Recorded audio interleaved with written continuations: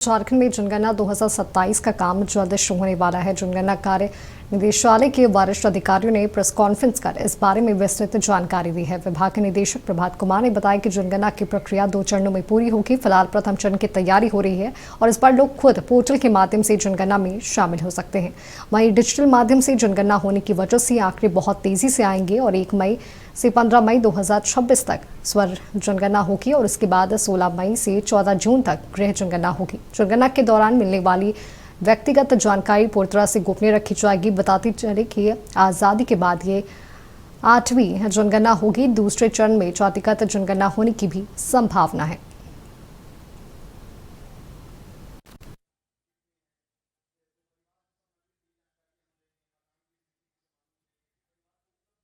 जनगणना 2027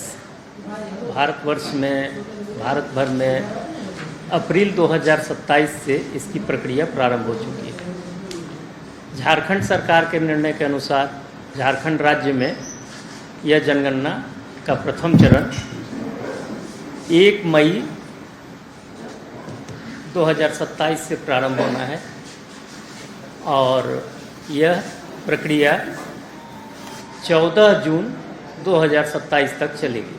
परिवार का भी कुछ जानकारी इसमें देते हैं कि परिवार का क्रमांक कितना है और उसमें व्यक्तियों की कुल संख्या कितनी है, घर के मुखिया का नाम क्या है, परिवार के मुखिया का लिंग क्या है, जेंडर क्या है, क्या वो अनुसूचित जाति और जनजाति के हैं, मकान का स्वामित्व का स्थिति क्या है, परिवार के पास रहने के लिए उपलब्ध कमरों की संख्या क्या है। तो इन तरह के साथ ही विवाहित जोड़ों की संख्या कितनी है, तो परिवार से संबंधित ये जानकारी हम देंगे। मकान की स्थिति के संबंध में लेंगे। फिर परिवार को उपलब्ध सुविधाओं का लेते हैं लोग इसमें, जो प्रथम 17 से लेकर के 25 तक है। पेयजल का मुख्य स्रोत क्या है, पेयजल का स्रोत की उपलब्धता क्या है, प्रकाश का मुख्य स्रोत क्या है, शौचालय की सुलभता कैसी है और शौचालय का प्रकार क्या है, गंदे पानी का जो निकास है वो किस माध्यम से जुड़ा हुआ है या इसकी स्थिति कैसी है, स्नान गृह की उपलब्धता है या नहीं है, रसोई घर और एलपीजी पीएनजी कनेक्शन की उपलब्धता है कि नहीं, खाना पकाने के लिए किस प्रमुख ईंधन का उपयोग करते हैं, उससे संबंधित जानकारी हम लोग ने। अधिक जानकारी के साथ हमारे वरीय सहयोगी नवीन शर्मा हमारे साथ लाइव जुड़े हुए हैं। नवीन, झारखंड में जनगणना 2027 का काम जल्द शुरू होने वाला है और इसे लेकर आज एक प्रेस कॉन्फ्रेंस भी आयोजित की गई जिसमें पूरी जानकारी दी गई है। क्या कुछ कहेंगे आप इस पर?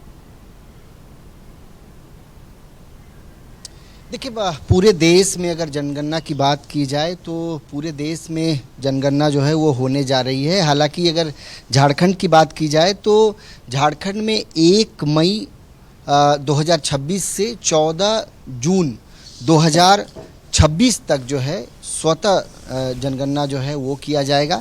यानी कुल मिलाकर के 30 दिनों का ये जनगणना है। 30 दिनों के जनगणना में स्वतः जनगणना जो है उसके लिए 15 दिनों का समय निर्धारित है, जो कि 1 मई से लेकर के जो है वो 16 मई तक होगा और उसके बाद फिर जो 30 दिनों का जो कार्य है वो लगभग 16 जून तक होगा।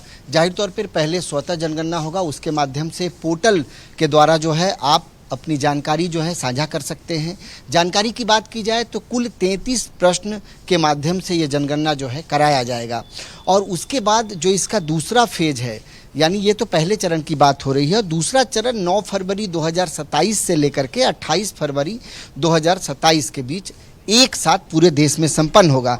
फिलहाल अगर देश की बात की जाए तो 1 अप्रैल से लेकर के 30 सितंबर तक राज्यों को समय दिया गया था कि आप 1 अप्रैल से लेकर के 30 सितंबर तक अपने सहूलियत के हिसाब से अपने राज्य में जनगणना कार्य संपन्न करा सकते हैं। इसी कड़ी में झारखंड सरकार ने 1 मई से लेकर के 14 जून तक का जो है समय को चुना है। तो जाहिर तौर पर 1 तारीख से लेकर के 1 मई से 16 मई तक स्वतः जनगणना होगा और 16 मई से लेकर के 14 जून तक जो है हर घर जो जनगणना से जुड़े अधिकारी पदाधिकारी हैं वो हर घर जाएंगे, घर घर जाकर के जो जानकारी आपने स्वतः जनगणना के माध्यम से पोर्टल पर दर्ज कराई है उसे कहीं ना कहीं वो जानकारी को जो है आपसे वो जानकारी लेंगे और फिर उसको कहीं ना कहीं रजिस्टर करेंगे। तो जाहिर तौर पर ये जनगणना चूँकि डिजिटल माध्यम से हो रहा है, झारखंड में 78,000 जो है कर्मचारियों को जनगणना कार्य के लिए जो है लगाया जा रहा है, तमाम लोगों को प्रशिक्षित किया जा रहा है। 2 चरणों में जनगणना हो रहा है।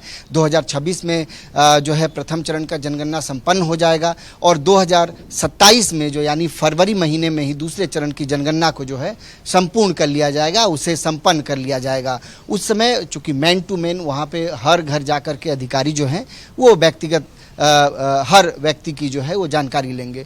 वर्ष 2011 में आखिरी बार जनगणना हुआ था। आज़ादी के बाद ये 8वीं जनगणना है जो लंबे समय से प्रस्तावित है और आखिरकार जनगणना जो है अब होने जा रहा है और इसी की सूचना आज प्रथम चरण को लेकर के जानकारी दी गई। देश भर में 3 जो है वो सर्वर लगाए गए हैं। विशेष तौर पर जानकारी दी गई है चूँकि ये डिजिटल माध्यम से जनगणना हो रहा है तो आंकड़े बहुत तेज़ी से आएंगे।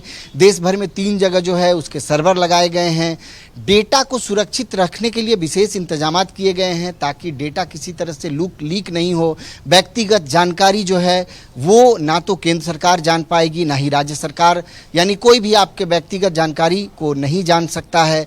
तमाम तरह की चीज़ों को जो है विशेष तौर पर डेटा सुरक्षा पर विशेष ध्यान दिया गया है।